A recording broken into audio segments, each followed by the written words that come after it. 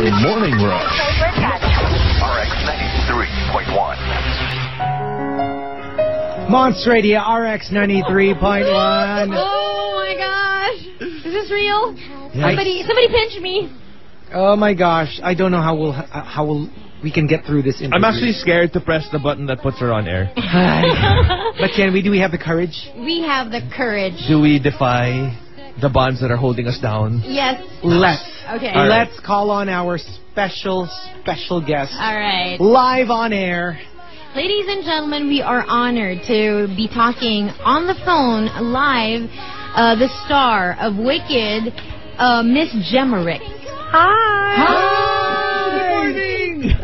Notice how we're all collectively very... Hello. You know, this is us holding back. I mean, you know, I spent so many nights looking to the western sky, but I haven't found you yet. Oh, brilliant. Yeah, I'm sorry, but, you know, I'm sure that you get this all the time, right? Oh, you know, to be honest, it's still lovely, though, you know, because it just shows how much people love the show. So it makes me happy because I love Wicked just as much. So, yeah, it's a wonderful thing. Yeah, but I'm thinking Chico's sounding a little crazy, so... Oh, that's okay. But that's a pretty normal thing, so yeah, I wouldn't be too worried. He's just extra crazy today. Exactly. And you know what? I just have a message for you. I promised my niece that I will deliver a message. Oh, She's actually learning how to be a pilot. Oh, and brilliant. she had her first solo flight 2 weeks ago. And she just texted me when we announced that we were going to talk to you on air. And she said, please tell Jemma Rix. Because, you know, not a lot of girl pilots out there. Yeah. Yeah, And, I know. you know, it's a difficult journey. And she was saying, please tell Jemma that she was my inspiration when I did my first solo flight. Oh, my God. And she I was- just got goosebumps. And she was singing Defying Gravity the first time she left the ground without an instructor, and she was flying the plane by her own. Oh, my God. That is like the best story ever. Her name is Mon Mon, so, you know. Oh, thank you, Mon Mon. You're an absolute champion. You know, I just hope she's not in flight, because if she heard that, she would have fainted. Yeah, and then it wouldn't bode too well for the passengers.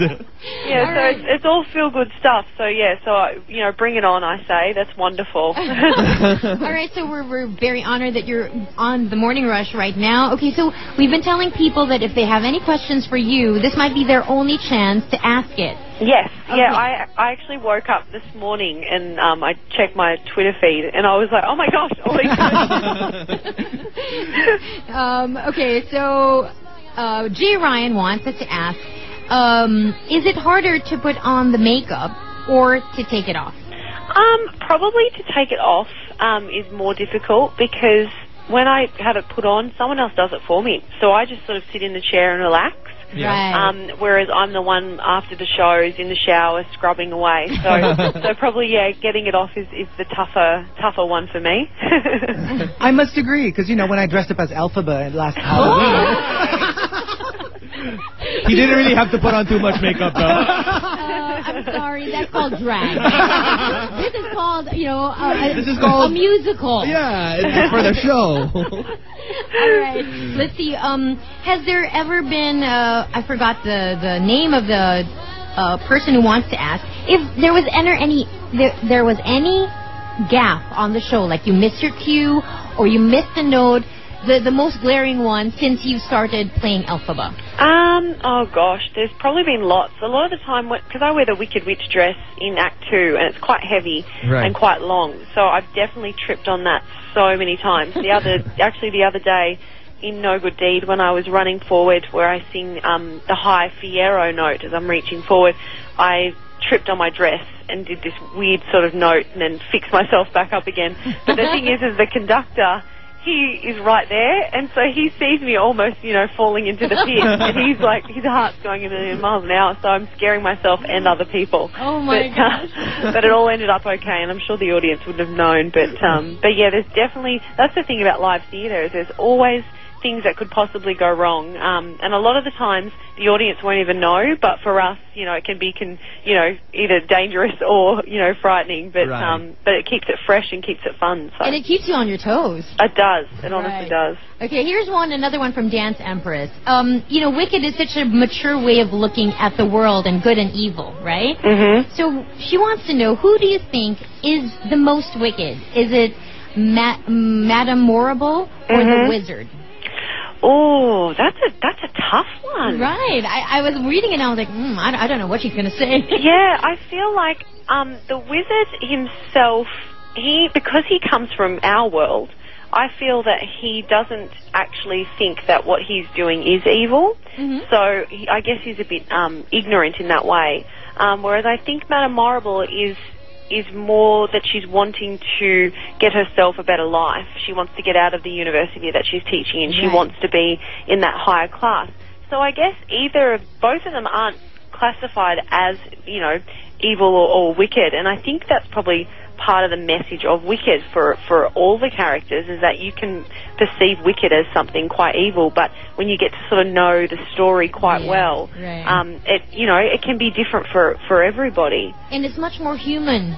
Yeah. It's a redefinition of Wicked. Exactly. Right. Yeah, you really do question that word and what it actually means. Yeah. Is there so I can't really answer. I don't really know. Sorry. Here's a question from the girl downstairs. Have you read the book, and how do you feel about it? I did read the book before I started rehearsals a long time ago now, and I felt that it was quite political and a lot darker than what the musical is, and obviously what the film is. But I think what Wicked has done with the musical is they've brought that darkness and depth from the novel into a mix with The Wizard of Oz, the film, as well. So they've done that happy medium. Yeah. And that's why I think it correlates with so many people and so many ages, because you can take bits and pieces from, the story, from the lighting and from the costumes, and there's so much in it. So I read it, but I found it quite difficult to read, to be totally honest with you. I had to read a few pages over and over again. Because I read it after I watched the musical, and I was like, wow, this is a downer. Yeah. And I was expecting, to be all fun, and it wasn't. There was murder and, But I think that's the beauty of Wicked. It's that, like you said, it's getting all of the darkness and making it like quirky and making it quote unquote presentable to everyone. And everyone can relate to it in some way and take something from their own lives and understand it. And I have a question for Jemma. How do you feel about the idea that, because it's such a huge success, that eventually Hollywood would probably release a movie? Oh, sure. How do you feel about it? Oh my gosh, I think it's the best thing ever. I hope that it's done really well, because exactly, obviously, like Les Mis, you want it to be, because for me, before I was in Wicked, I was a fan of Wicked, so I love the musical, so I would just dream for it to be a huge success, and they'll definitely do it. They have to do it. Go ahead. Yeah, you said you're a big fan. Yes. Can you describe for us that moment where a fan turns into the star of the musical? I mean, what was that Yeah, kind of like? how Mark Wahlberg was in Rockstar, where he was just watching the concert and then eventually he became the lead singer. That's like your story. Yeah. Well, I first heard the original album. It would have been, I guess, back in maybe 2005 it was when I first heard it. And I remember hearing Idina Menzel's voice, and I literally was brought to tears. Yeah, me too. Yeah, I was like, what is this music? What is this voice? Oh my God, this is amazing. I just couldn't believe it. And because her voice is much more of a forward pop-sounding voice, I was kind of because I've never really thought of myself as being a musical theatre star. So at the time I was just working in a cafe, you know what I mean? I was singing on the side, but I wasn't professional, So, and I just fell in love with it then and there, and I would sing it all the time. My poor neighbours. So there's still hope for us. And we could be stars of a musical. Don't you find it so cute that, it's about the Wizard of Oz and you're Ozzy? And you also call like Australia Oz, right? So it's we do. Yeah, I know. It's actually a little strange, isn't it? But yeah, Aussie and Aussie, yeah. And you know, I just have a bit of a personal question. Feel free not to answer it. Has your husband ever asked you to go on a date with him? As Well, to be totally honest, when I have a shower after the show, I'm still pretty much green, so he's kind of getting that. So he gets that all the time. Yeah, he gets a bit of Elphaba. Yeah. He does. Here's a question from Doc Carlo. You know, since you're here, on your days off from Wicked, what do you do? I mean, what's it like?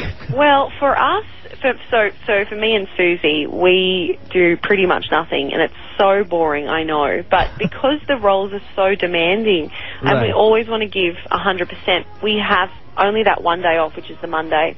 So we really need to spend that day just basically pretty much not talking and just relaxing and sleeping, because vegging out. Yeah, because otherwise it ends up, if you end up having a day of travel, which, you know, obviously we would love to do, it sacrifices the show.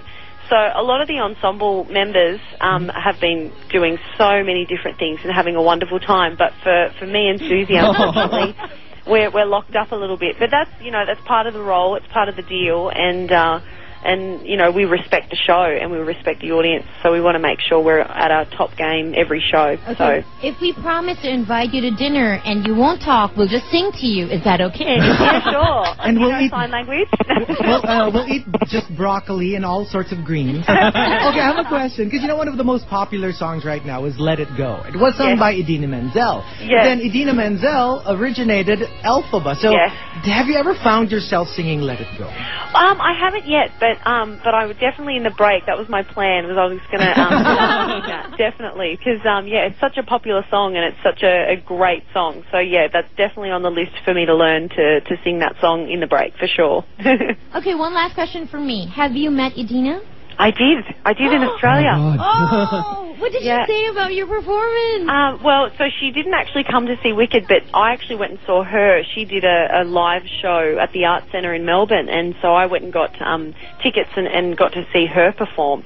And obviously it was amazing. So, yeah, I just had the biggest smile on my face the whole time, because she's like my idol. So I was like, oh my gosh, I can't believe I'm sitting here watching her.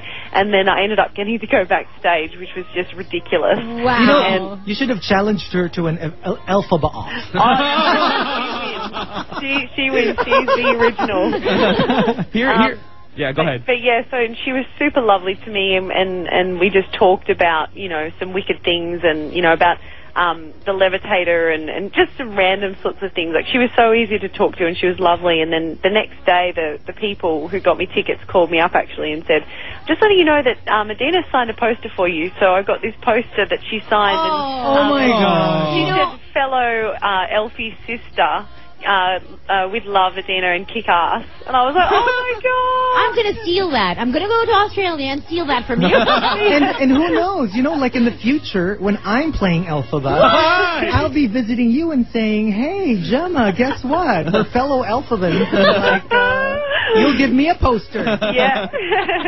Hey, here's one more question from Alex. You know, a lot of people obviously will know how huge of a song Defying Gravity is. Yeah. And he just wanted to ask, every time you perform it, is there a huge amount of pressure? I mean, is it something that you're still, like, nervous about? Yeah, it's one. I think just the role in general is one of those roles, because it's so loved, and it is critiqued by a lot of people. So there's definitely that pressure to make sure you get those notes, and you know, you've got to get them. They're really long, so you've got to get the right technique, and you've got to relax, which is a hard thing because you're obviously really nervous. But yeah, so it's definitely a challenge every night. But a lot of the stuff that goes on in my head at the time is to just be happy, because, you know, look where I am. I'm very lucky. So whenever I feel a little bit worked up or worried, I just need to think, you know, perspective. Okay, super short last question from me. Yep. Do you actually have any idea how much we love you? I can feel it through the phone. Can I tell the story? Yeah. Okay, so he watched Wicked last January 31. That's my third time. But you had just performed, I think... For the Yolanda benefit. Yeah. So yes.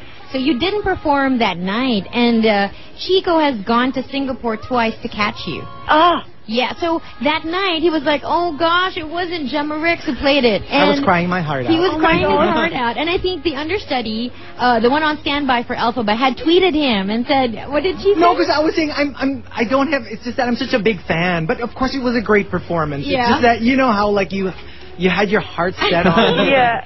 So I was like, but yeah, we're such huge fans, and you know, like, are there still even tickets? Because a lot of people want to watch. Yeah, I'm gonna watch again. Yeah, we actually do have a lot of really good seats still remaining. So, so definitely, you know, get online or call because there are still seats available for sure. But there's only 2 weeks left, so people, come on, you gotta hurry up. Well, okay, you can count on me and my whole family because we're gonna watch again. Yeah, I'm watching on Feb 25. Yes, brilliant. And so we'll tell them how to get in touch. But again, one last time, you know, could you invite all the Wicked fans, because there are a lot out there who might be, you know, they're kind of like maybe there are no more tickets. One last call from you. Yep. So there's absolutely seats available. So yeah, so make sure you come. We're still at CCP until March 9, so only two and a bit weeks left. Come and be spellbound by the show, people. And tickets are at Ticket World, and you can call on 891-9999.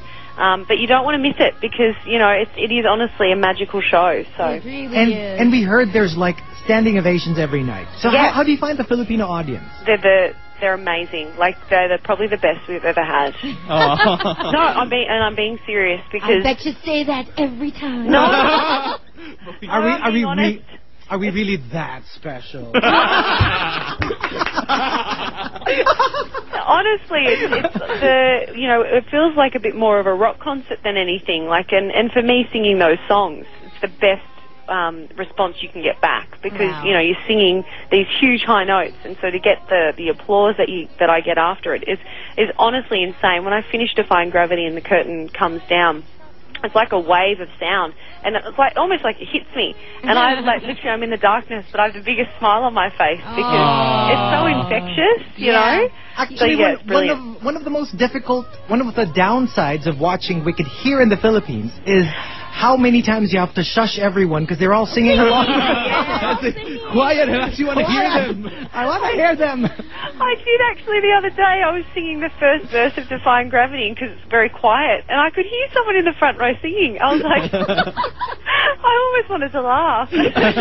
Well, it has been our honor and pleasure to be talking to you. You have no idea how big a fan we really are. And please tell Susie that we are your biggest fans. Both of you are just incredible. Susie is amazing. I know, she's so funny and adorable, and her voice is heaven. Yeah. So you girls are just amazing, and I'll let her know. Yes, and we'll come see you again. I think second time for us, at least for in the Philippines. Yeah. Yep. All right. Definitely. Well, thank you so much. Thank you so much. You guys are wicked good. Thank you. All right. Thank you. Thank you. Bye. Miss Jemma Rix. Wow. I cannot believe it. We should just end. You should see me right now. I'm out of breath. I'm beaming. I know. We should just end the show. I know. Let's just go home. But after that, let's just go home. Let's just go home and rest.